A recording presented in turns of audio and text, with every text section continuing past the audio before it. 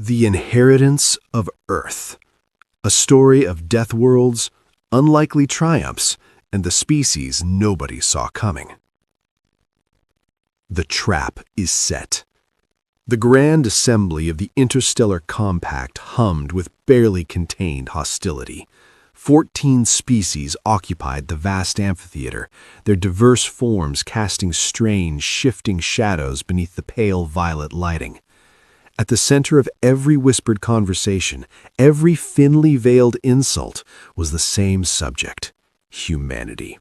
The youngest, most disruptive, and, according to several senior delegates, most irritating addition to an alliance that had functioned perfectly well without them for 600 years. High Delegate Sorvak of the Mythari rose to his full height, his iridescent carapace catching the light as he addressed the chamber. "The humans have been seated among us for precisely 7 months, he said, his translated voice smooth as polished stone. In that time, they have demanded expanded voting privileges, bilateral trade agreements, joint military exercises, and most recently, a seat on the Interstellar Compact's inner governing circle." He let the silence stretch. "They forget that privilege must be earned." Adjudicator Pren of the Kelthori, a hulking crustacean species known for their blunt assessments, tapped 2 of his 4 arms against the table. "Their homeworld scores a Class 8 on the Habitability Index. Our world's average Class 3. They come from a comfortable, forgiving planet and carry themselves as though they've already conquered the stars." The debate had circled the same arguments for 3 hours. Several delegates wanted to simply stonewall humanity's requests indefinitely. Others suggested offering them decorative roles, symbolic positions that looked meaningful but carried no real influence. But Sorvak had a different proposal, one he believed would resolve the human question permanently. "I suggest we give them precisely what they claim to want. They want to prove their worth. Let them prove it. On Daskara." The chamber went still. Even the translation arrays seemed to hesitate before converting his words into 14 different languages. Daskara. Every civilized species in the known galaxy recognized that name the way children recognize the word for darkness. It was a Class 16 death world, the only planet in recorded history to earn a rating above 15 on the hazard classification scale. 3 major expeditions had attempted to establish colonies there over the past 2 centuries. The Mythari lost 300 colonists in 5 days. The proud Valthari abandoned their settlement after 72 hours, leaving behind only emergency beacons still bleating distress calls into the void. Even the silicon-based Gorathi, whose bodies could endure conditions lethal to almost every other known species, had retreated after losing 60% of their party to the planet's atmosphere alone. "You cannot be serious," murmured Elder Thesson of the Lumari, a peace-oriented species renowned for their gentle diplomacy. "That world has killed thousands. Its atmospheric pressure alone would crush most of our people.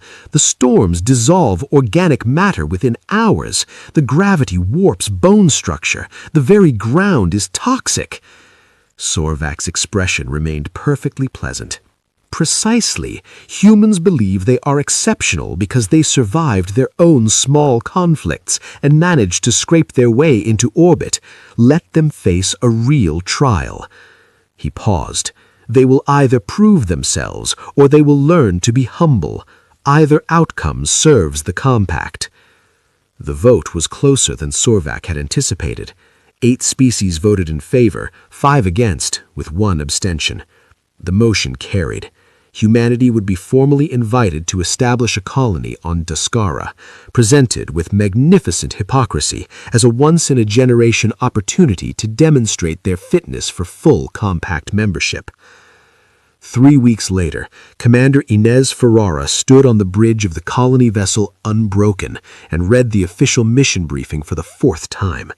Around her, 40 crew members moved quietly through their pre-landing routines.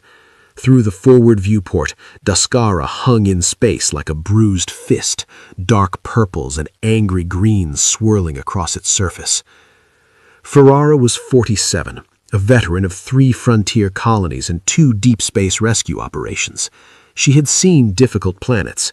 She had never seen anything like the data now displayed across her bridge screens. "Communications, Ensign Rhea, are we being followed?" Ensign Rhea Meta checked her long-range array. "Yes, Commander. Compact observation vessel, holding position 12,000 kilometers behind us, not broadcasting." Dr. Nikosi looked up. "Observation vessel? That wasn't in the mission documents." "No," Ferrara agreed. "It wasn't." Chief Engineer Dominic Okafa's expression was dry. "They want to watch us fail. They've packed us for 6 months because they expect us to give up before then." Ferrara didn't disagree. She also didn't intend to accommodate their expectations. "How long until we reach Daskara?" 22 hours, Obina replied. Ferrara turned to face her crew. Good people, serious people who had volunteered for this mission with full knowledge of what the briefings described. Behind them, through the ship's corridors, were 600 colonists, families with young children, engineers eager to build, scientists who had campaigned for the opportunity to study an unexplored Class 16 world, farmers who had studied every scrap of data on alien soil composition and believed they could coax life from anything. They had all read the briefings. They had all come anyway. 22 hours, Ferrara repeated. Let's use them well. First contact with Daskara. The smell arrived before the shuttles even touched down, a chemical assault that seeped through every seal and filter, a layered combination of sulfur, metallic corrosion, and something organic and deeply wrong that no one could name. Inside Shuttle 1, Commander Ferrara gripped her harness as the craft shook through atmospheric entry like something being chewed. "Landing zone ahead," called Pilot Cruz over the intercom, her voice controlled despite everything. Through the small reinforced viewport, green-white lightning split purple cloud formations that extended to every horizon. The shuttle struck the surface hard enough to rattle fillings. Immediately, the hull sensors began registering corrosion warnings. "Whatever's in this air doesn't like our alloys," Cruz reported, already seeing micro-degradation on the outer panels. Ferrara unstrapped and moved to the forward window. What she saw outside settled cold in her stomach. The landscape looked like something designed specifically to end hope. Black stone plains broken by formations of glowing mineral rock. Strange vegetation, if it could be called that, with limbs that moved too purposefully in the wind, reaching rather than swaying. In the middle distance, shapes moved, large shapes. "Commander?" came Dr. Nikosi's voice from Shuttle 2. "Our landing sensors are tracking multiple heat signatures converging on our position, large ones, moving fast." Before Ferrara could respond, something struck the side of Shuttle 1 hard enough to tilt it. Through the viewport, she saw what appeared to be a plant, but a plant with a central trunk that ended in a jaw and lateral branches that terminated in gripping appendages tipped with what looked unnervingly like fingers. "It's trying to pry open the airlock," said Corporal Adazi, checking her sidearm. "What do we do, Commander?" In the compact observation vessel safely positioned in high orbit, High Delegate Sorvak watched the landing feeds from surveillance drones deployed around Daskara years earlier. Every previous expedition's final hours had been captured by these same drones. The footage made for uncomfortable viewing even now. "First shuttle grounded for 9 minutes, reported his aide, a young Mytheri named Vesson. "Local apex fauna have located all 3 landing sites. Casualty projections?" "I know the projections," Sorvak said. He settled into his chair. "Record everything. The compact will want documentation." On the feeds, he could see humans in protective suits attempting to exit their shuttles, being driven back by creatures that defied easy classification. Standard response for every other species at this stage of a Daskaran landing had been immediate evacuation requests. Instead, Sorvak watched Commander Ferrara step calmly to the shuttle's small communications panel and open a channel to Dr. Nikosi. "Priya," Ferrara said, "what do these things normally hunt?" "The turning point." Dr. Nikosi had her answer in 4 minutes. The jaw plant, she was already calling it a grip maw in her field notes, was an ambush predator that typically hunted a burrowing megafauna species that generated intense localized heat when frightened.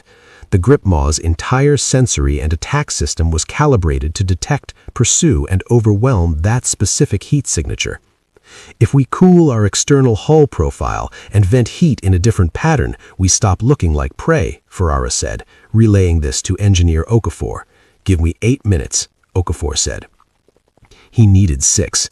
The grip maw that had been methodically working at Shuttle 1's airlock stopped. It tilted its trunk head. It withdrew its grasping branches. It moved away with the unhurried dignity of an animal that had simply decided this particular thing was not food. "Huh," said Corporal Daisy.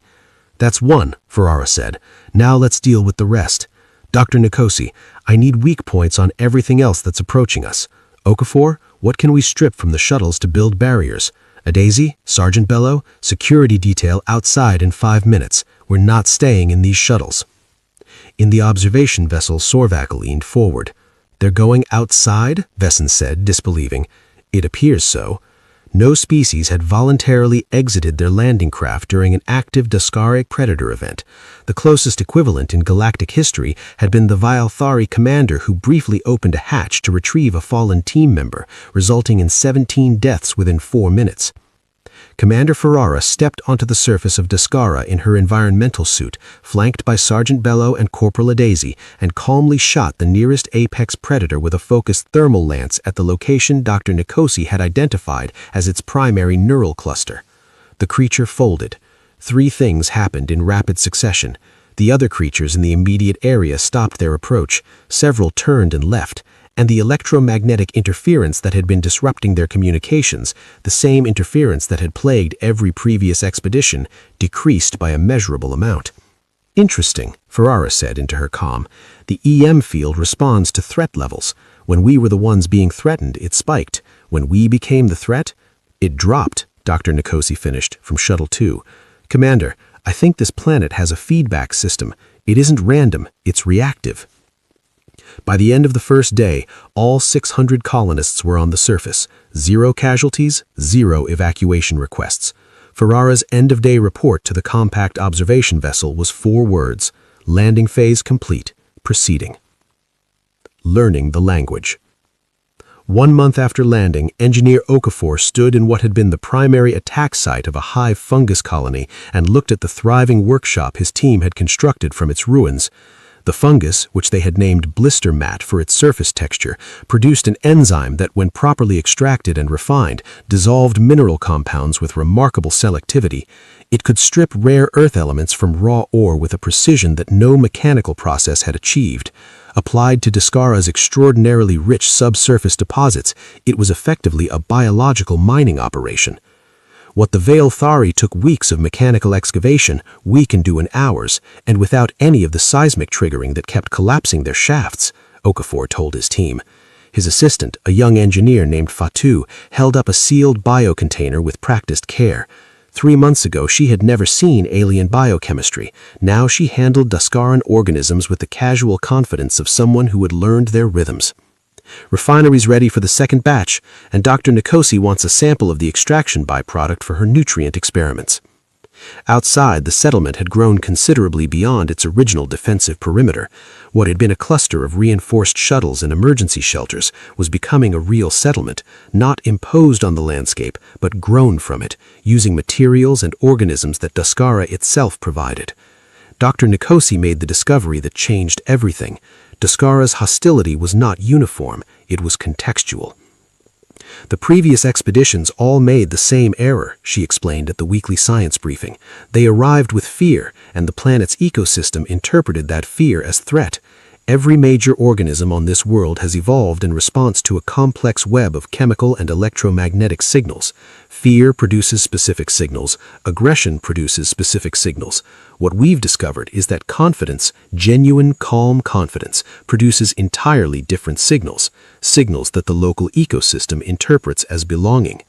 Commander Ferrara sat in on these briefings whenever she could.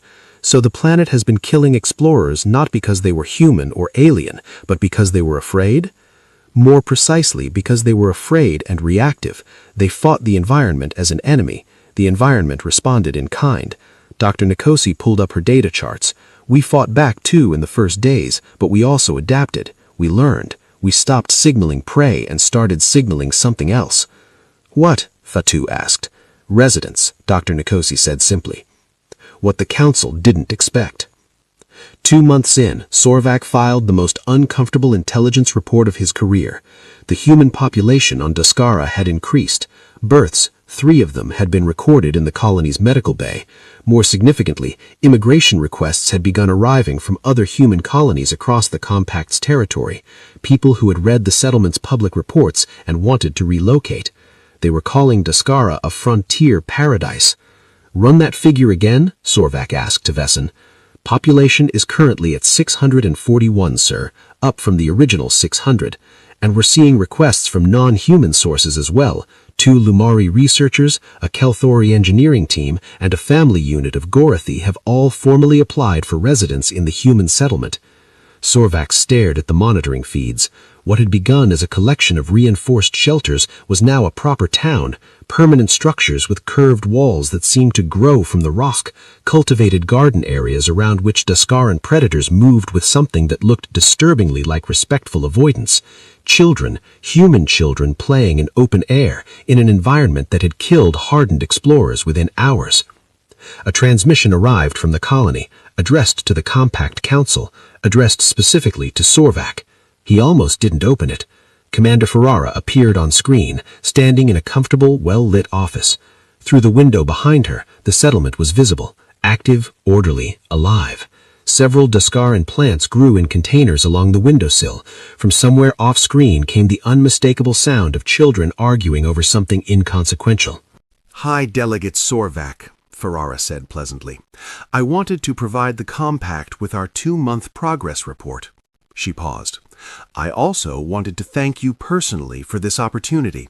Daskara has been everything we hoped for. Sorvak found his voice. Commander Ferrara, I trust the challenges have been instructive. Instructive is exactly the right word, she said. We've completed initial settlement infrastructure, begun preliminary resource extraction using biological processes developed from native organisms, and established the first stable agricultural systems on a Class 16 world. She smiled. The rare earth deposits here are extraordinary. Within 8 months, we project supply capacity for the entire eastern sector at competitive pricing. We've also developed several technologies we'd like to share with the broader Compact: biological refining, living architecture, symbiotic agricultural systems. Daskara turns out to be extraordinarily generous to those who approach it correctly. The transmission ended. Sorvak sat in silence for a long time. Sir, Vesson said quietly, perhaps we should begin drafting a revised assessment. The New Economy of Impossible Places. 6 months after landing, Okafor's team unveiled the processor colonies, a development that sent quiet shockwaves through every species that received the technical summary. The processor colonies were organisms, dense, shimmering aggregates of native Daskaran microfauna that the engineering team had carefully cultivated and guided over months of patient work. Left alone, the organisms consumed mineral material and expelled refined elemental compounds as a metabolic byproduct. Directed, they could separate rare earth elements from raw ore with 98.6% efficiency, producing 0 thermal waste, 0 toxic effluent, and consuming only the organic matter that naturally accumulated in the excavation sites. Every mining operation in the Compact runs at maybe 40% efficiency with significant environmental costs. These organisms run at nearly 100% with net positive environmental impact. He watched the shimmering pool of biological refiners at work. The economic implications alone are secondary, Ferrara said. Okafor looked at her. Document all of it. Full technical specifications, cultivation protocols, environmental requirements. We're sharing this with the Compact. Commander, this technology could give humanity a dominant economic position for generations. Ferrara looked out over the settlement, at the children playing near tamed grip-maw saplings that had learned to provide shade, at the markets where Duskaran organisms were incorporated into tools and textiles and construction materials, at the survey teams heading out to map mineral deposits that the planet's own lightning storms had been helpfully indicating all along. Duskara didn't teach us to hoard. It taught us to belong. If we take these discoveries and use them to squeeze out every other species, we'll be acting like the expeditions that came before us, and will deserve the same result. The visit. 1 year after landing, Commander Ferrara stood in the colony's Grand Hall, a chamber grown from living crystal that pulsed with stored energy from Duskara's endless lightning, and watched the Compact's official delegation shuttle approach through the atmospheric haze. The statistics Dr. Nikosi had compiled told the story cleanly. Population 7,214, including residents from 11 different species. Resource production 380% above galactic average for equivalent colonies. Technological innovations filed with the Compact's patent registry 73. Environmental impact classification net positive. Duskara's ecosystem was measurably healthier than it had been before the colony arrived. High Delegate Sorvak stepped off the shuttle looking like a man who had rehearsed composure and now discovering its limits. "Commander Ferrara," he accepted her extended hand, "your settlement is more than our intelligence suggested. We've been filing weekly reports for a year.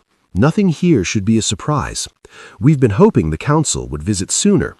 There's a great deal we'd like to show you." As they walked through the settlement, Sorvak found himself repeatedly failing to locate the proper framework for what he was observing. This was not a colonial outpost. It was not a fortified survival camp. It was a city, organic, layered, alive in a way that architectural terminology didn't quite cover.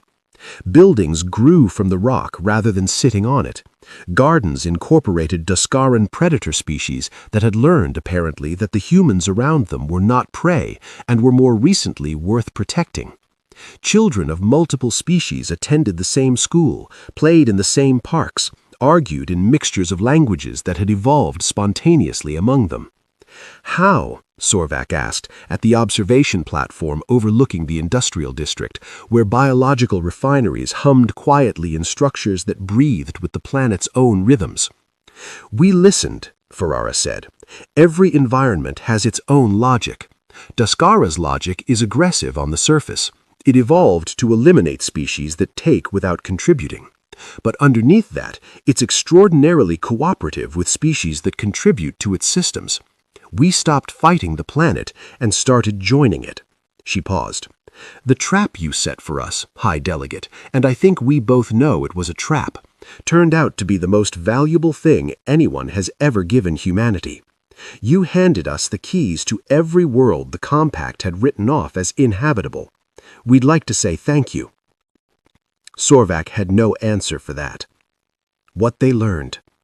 In his report to the full Compact Assembly, High Delegate Sorvak used careful language that took him 3 days to compose. The humans have not merely survived on Duskara, they have transformed it into the most economically productive and ecologically stable colony in recorded history. They have done so through methods that render our current planetary classification systems inadequate. More significantly, they have freely offered to share these methods with any species willing to learn them. He paused. The Compact's original intention in sending humanity to Duskara was to demonstrate their limitations. We have instead demonstrated our own. The galaxy's most dangerous worlds are not death traps. They are, as humanity has shown us, invitations, addressed to any species willing to listen instead of demand, to adapt instead of dominate, to join instead of conquer. He set down the recording device and looked out at Duskara one final time from the transport window. In the settlement below, Commander Ferrara was walking through the garden district with a grip-maw sapling following her at a careful distance, not threatening, not fleeing, simply accompanying. Around her, the city that had grown from impossible soil hummed with the quiet energy of something that had learned to belong. The compact had intended to teach humanity its place. Instead, humanity had shown the compact that the concept of place, in space, on impossible worlds, in a galaxy vast enough for every species to find a home, was far larger than any of them had imagined. The trap turned out to be a door, and the door, it turned out, had been standing open all along.